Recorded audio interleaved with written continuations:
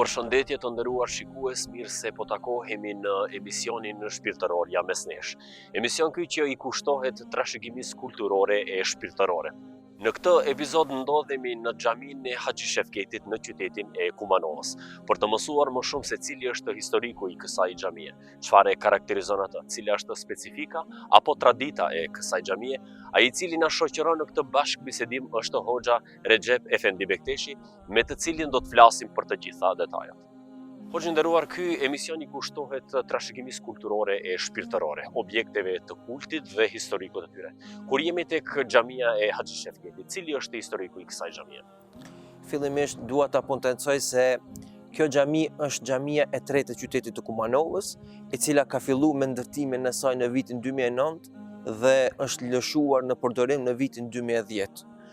Kjo xhami e ka një histori të veçantë për arsye të tyre se historike dhe problematike të kohëve dhe rrethanave të cilat kanë qenë në atë kohë, dhe themeluesi apo ideatori dhe financuesi i kësaj xhamie është Haxhia Haxhi Shefketi. Edhe po ashtu e mban edhe emrin kjo xhami, emrin e tij.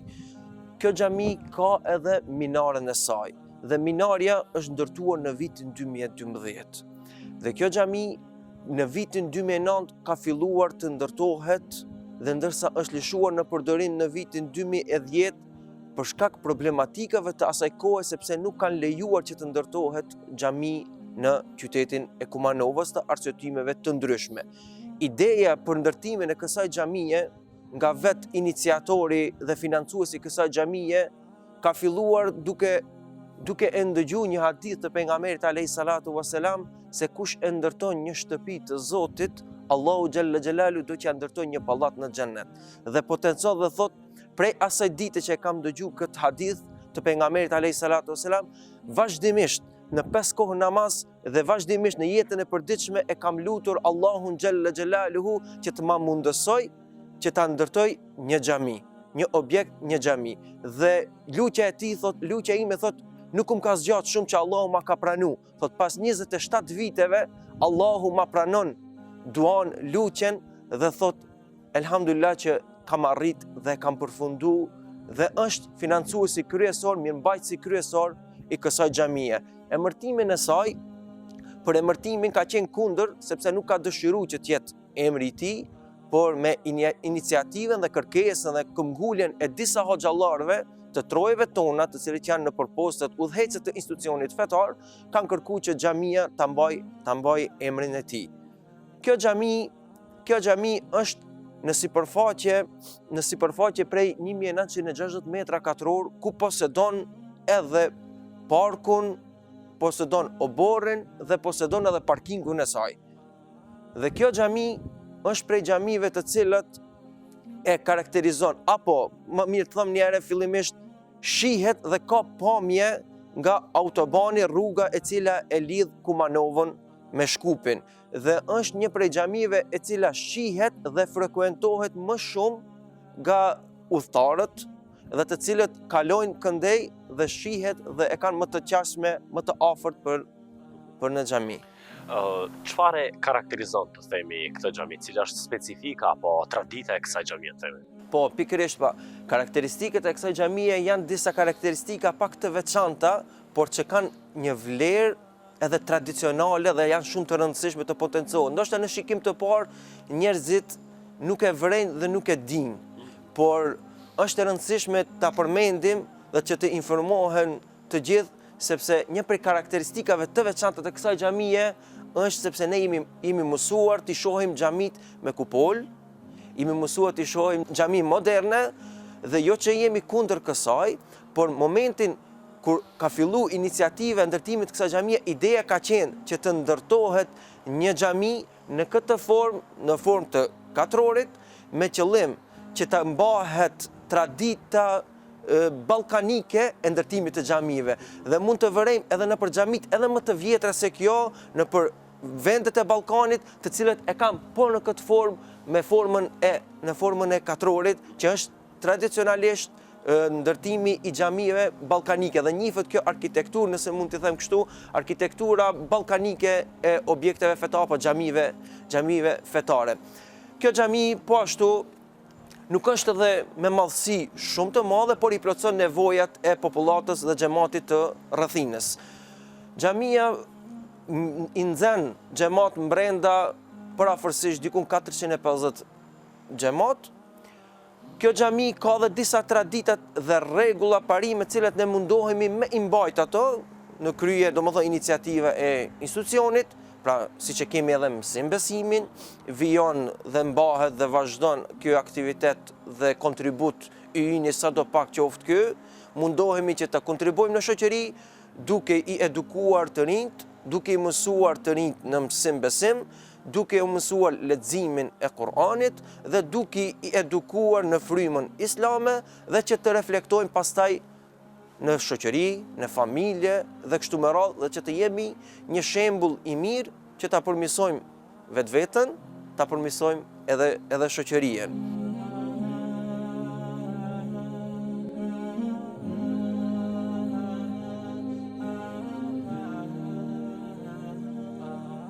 Të drejtat e njeriut kanë të bëjnë me të drejtën e cila mbrohet me ligj dhe lirinë e barazisë në mes njerëzve.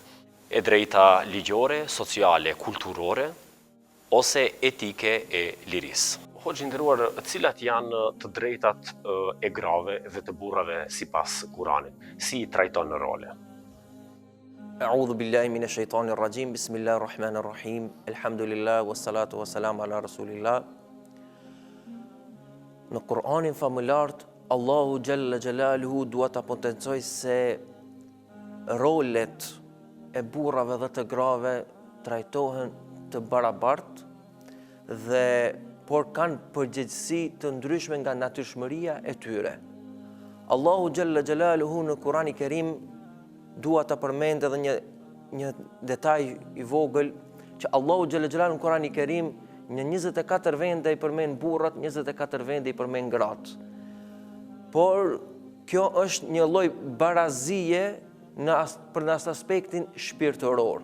Dhe brej në fillim po e potencoj se këto 24 vende për burrat dhe 24 vende për gratë janë tema shumë të gjëra të cilët na nevojiten kohë më tepër. Por unë dua t'i potencoj disa përgjegjësi të cilët Allahu Gjalla Gjalaluhu i ka ngarkuar burrat, por po ashtu i ka ngarkuar edhe gratë. Burrat kanë obligime dhe detyrime ndaj grave dhe gratë kanë obligime dhe detyrimeve ndaj burrave. Allahu Dhul Gjelal në Kur'anin Kerim i ndan këto përgjegjësi, sepse varen nga natyrshmëria e njeriut. Gratë kanë disa të drejta të cilët i potencon Allahu Gjalla Gjalalu në Kur'anin Kerim, por edhe burrat, e drejta për arsimim. Sepse kemi dy koncepte të skajshme. Njëri koncept që është koncept i gabueshëm, duke e konsideruar gruan vetëm si shërbëtore ndaj burrit, në shërbim të burrit. Dhe koncepti tjetër është duke ja hequr të gjitha lirit gruas edhe duke i kalu të gjitha kufit. Pra, këto dy koncepte janë të gabueshme. Sepse Allahu Gjalla Gjalaluhu i ka potencu në ajete kuranore dhe në sunetin e pejgamberit alayhi salatu wasalam për rolet e secilit prej tyre. Dhe me këtë ne e kuptojmë se jo rastisht edhe ka thonë Ali radiallahu anhu një thënie që vlen të përmendet: mos e njihni të vërtetën nëpërmjet njerëzve, por njihni njerëzit nëpërmjet të vërtetës. Që në kupton? Që në kupton se ne nuk duhet të ndjekim vetëm mendime, ideologji dhe shpjegime të dikujt se ka thënë filani apo pse dikush është i thtar i atij koncepti, domosdoshmërisht duhet të jetë ai koncept. Por jo, ne i referohemi librit të shenjtë hynor, Kur'anit famulart dhe sunetit të pejgamberit alayhi salatu wasalam, dhe me këtë e bëjmë të qartë dhe apo e ndriçojmë rrugën e vërtet se cili është roli i këtyre. Jo rastisht e fillova me një të drejtë, sidomos tek gjinia femrore. Allahu Gjalla Gjalalu në Kur'anin Kerim me ajetin e parë që e ka zbritur, Iqra, lexo, e që i përfshin të gjithë. E drejta për arsimim dhe dije është e drejtë edhe gruas. Dhe pejgamberi alayhi salatu wassalam na përmend në hadithin e tij se një grua e arsimuar, një grua e dishtur, një grua e devotshme, e cila e fillon hadithin e tij, një grua e cila përmbush i kryen obligimet që ja ka caktuar Allahu xhalla xhelalu në 5 kohë të namazit, e agjeron Ramazanin dhe i kryen obligimet që ja ka caktuar Allahu xhalla xhelaluhu, thot Allahu xhalla xhelalu do t'i thuhet hir në xhennet nga cila on dëshiron. Dhe gjitha këto obligime për me i kry, nevojitet dituri, nevojitet lexim, nevojitet për kushtim në këtë. Dhe gruaja përpos të drejtës së saj për arsimim dhe dije, e ka të drejtën edhe për trashëgimi. Jo rastisht e përmendë fjalinë e Aliut radhiyallahu anhu për me kuptuar të vërtetën, sepse ndoshta në shoqërinë tonë këto tema pak janë tabu. Dhe Allahu xhalla xhelaluhu në Kur'anin e Kerim gruas ja ka siguru të drejtën e saj edhe të trashëgimisë. Dhe gruaja në Kur'anin famullar përpos të drejtës së saj në trashëgimi, Allahu xhalla xhelaluhu ja ka dhënë edhe të drejtën për pronësi dhe tregti.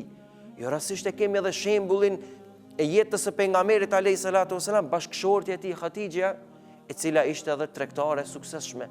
Nëse në kohën e sot i thëmë një biznismene shumë e suksesshme. Dhe këto janë disa nga të drejtat e gruas dhe është një prej përgjegjësive dhe drejtave të cilët i takon gruas për mirëmbajtjen, për kujdesjen e familjes, nderin e familjes, edukimin e fëmijëve. E kështu me radhë. Këto janë disa nga të drejtat të cilët ne po i përmendim, të cilat i takojnë gruas. E këto të drejta janë më primare dhe duhet të jenë më primare në jetën e saj, por mos me humbur edhe vlerën e saj. Sepse roli kryesor nga ana Allahu xhalla xhelaluhu i është dhënë gruas në këto pika, në këto elemente. Por nuk do të thotë se ajo nuk ka të drejtë të merret edhe me punë, edhe përgjegjësi, shtesë në vetveten e saj në ndihmë të familjes, por më prioritet duhet ta ketë, domethënë çështjen që ja ka caktuar Allahu xhalla xhelaluhu, këto elemente, këto parime, këto përgjegjësi, sepse ajo me këtë vetëm e ngrit vetveten e vet, e ngrit moralin, vlerën, edukimin, arsimimin e vetvetes, familjes, dhe pastaj kështu bëhet edukimi dhe ngritja dhe arsimimi dhe zhvillimi i shoqërisë. Ndërsa të drejtat e burrit, ka disa të drejtat të cilët janë të ndërsjellta. Por Allahu xhalla xhelaluhu asnjërit nuk ja humb mundin për të cilin e kryen. Allahu xhalla xhelaluhu në Kur'anin e Kerim thotë se asnjërin prej tyre, cili e kryen punë të mira, nuk ja humb shpërblimin e saj. Do t'ju japë jetë më të mirë, thotë qoftë burr apo gra, thotë do t'ju japë jetë më të mirë, por thotë edhe shpërblimin do t'ja bëjë edhe më të madh, bëhet fjalë për në ahiret. Dhe burri e ka një ngarkesë apo një përgjegjësi shtesë më tepër.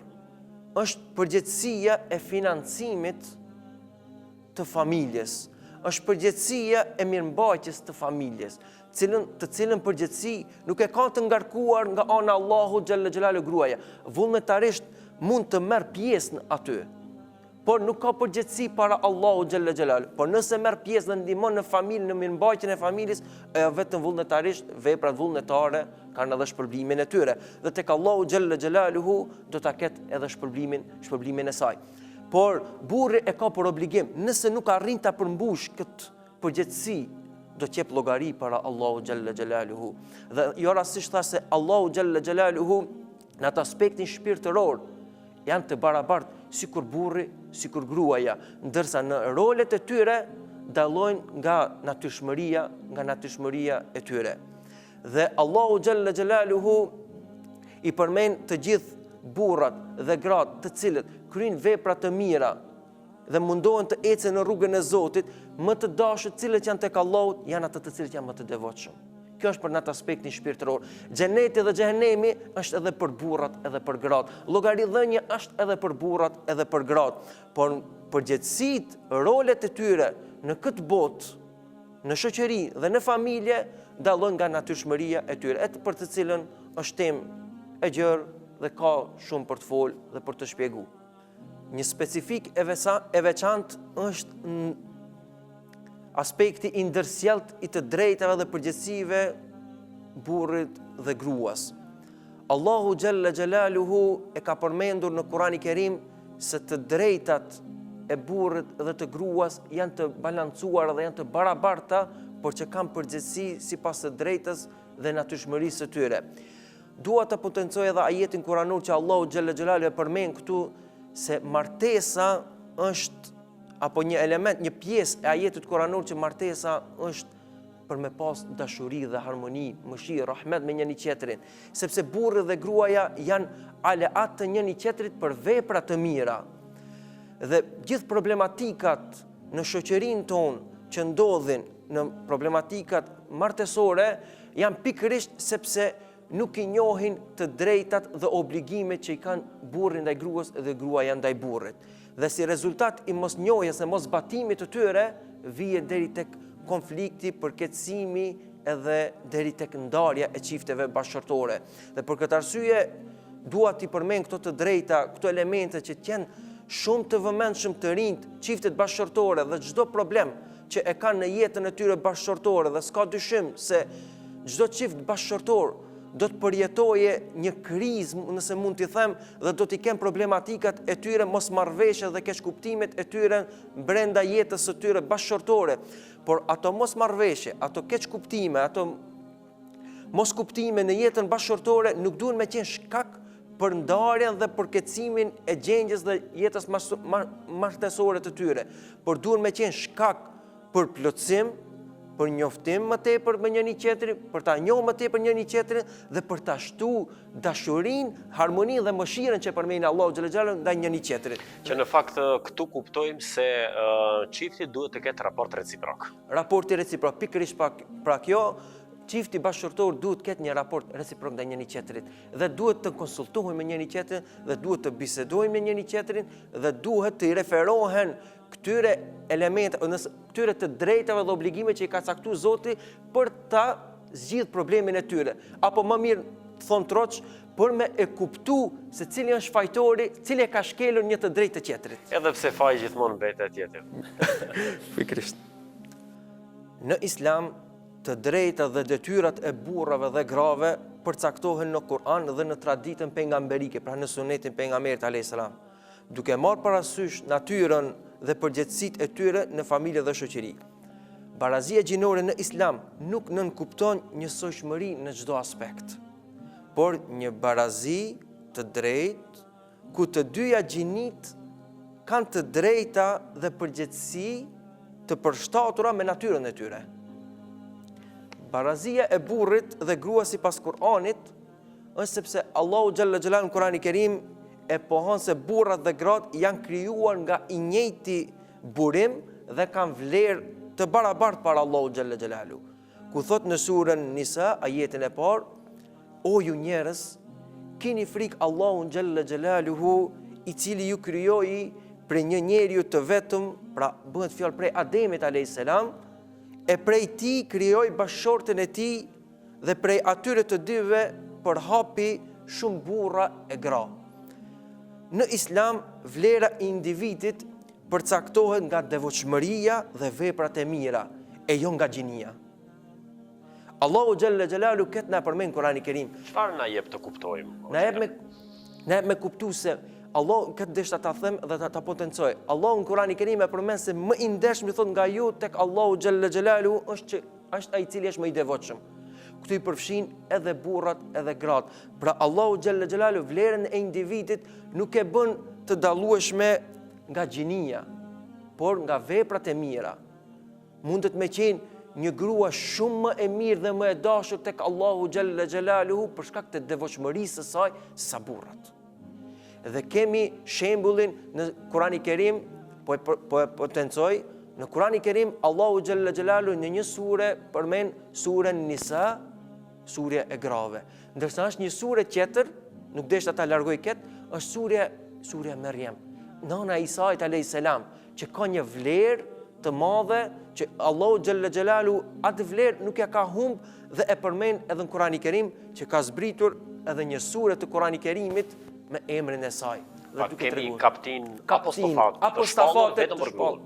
apostafate një kaptin në vete, surja Nisa, që është surja e grave, që aty ngërthejnë shumë të drejta dhe shumë çështje, ndërsa surja kaptina tjetër është surja kaptina Maryam. Çfarë na flet kjo sure? Kjo sure e Kurani Kerimit fillon dhe tregon për Isa alayhis salam dhe tregon brenda saj është nga mrekullia e Kur'anit se shumë elemente dhe mësime të Kur'anit potencohen dhe përsëriten në shumë sure të Kur'anit, shumë kaptina të Kurani Kerimit. Dhe brenda kësaj sure s'ka dyshim se ka shumë çështje, shumë tema të cilët përmenden. Por më e veçanta dhe më kryesorja është që përmendet, domethënë, për Isa alayhis salam dhe mësime tjera që është temë shumë e gjatë, është një prej sureve që konsiderohet prej sureve të gjata, kaptineve të gjata. Pra, më për ta përmbyll dhe për ta qartësuar këtë çka e tham, pra në aspektin shpirtëror, burrat dhe gratë janë të barabartë në adhurim, në ibadet, në shpërblimet e veprave të mira dhe në përgjegjësi për veprimet e tyre. Përveç rolit dhe të drejtave të tyre, barazia gjinore, ne do të flasim pra edhe për çfarë modeli të themi na jep Kurani famullar për të drejtat e grave dhe të burrat në aspektin bashkëshortor, të themi në statusin e tyre martesor. Kurani famullar ofron një model të qartë dhe të balancuar për raportin mes bashkëshortëve, duke theksuar dashurin, mëshirën, drejtësinë dhe përgjegjësinë e ndërsjellët. Ky model bazohet në disa parime kyçe. E para, dashuri dhe mëshirë. Kurani famullar e përshkruan martesën si një lidhje e ndërtuar mbi dashurinë dhe mëshirën. Në Kur'anin Kerim, Allahu e përmend thotë dhe nga argumentet e tij është se për ju krijoi bashkëshorte nga vetë lloji juaj, dhe që të gjeni prehje tek ato dhe mes jush vendosi dashuri dhe mëshirë. Vërtet në këtë thot ka argumente për njerëzit që mendojnë. Ky ajet kuranor tregon se bashkëshortët duhet të jenë burim qetësie dhe mbështetjeje për njëri tjetrin, duke kultivuar një raport të ndërtuar mbi mirëkuptimin dhe kujdesin reciprok. E dyta, barazia dhe përgjegjësia e ndërsjellët. Kurani famullar e përshkruan burrën dhe gruan si mbrojtës të njëri tjetrit. Thot, ato janë petk mbrojtës pra për ju dhe ju jeni petk apo mbrojtës për to. Ky ajet apo kjo tregon se bashkëshortët duhet të jenë apo duhet të mbrojnë dhe të plotësojnë njëri tjetrin ashtu sikur rroba që e mbulon trupin dhe e mbron trupin e njeriut. Martesa është një partneritet i ndërsjellët ku të dy kanë të drejta dhe përgjegjësi. Duke vlerësuar në këtë aspekt, do ta potencojmë edhe elementin e tretë, drejtësia dhe udhëheqja e burrit në familje. Kurani e përcakton burrin si përgjegjës për mirëqenien e familjes për shkak të detyrimeve të tij ekonomike dhe mbrojtëse.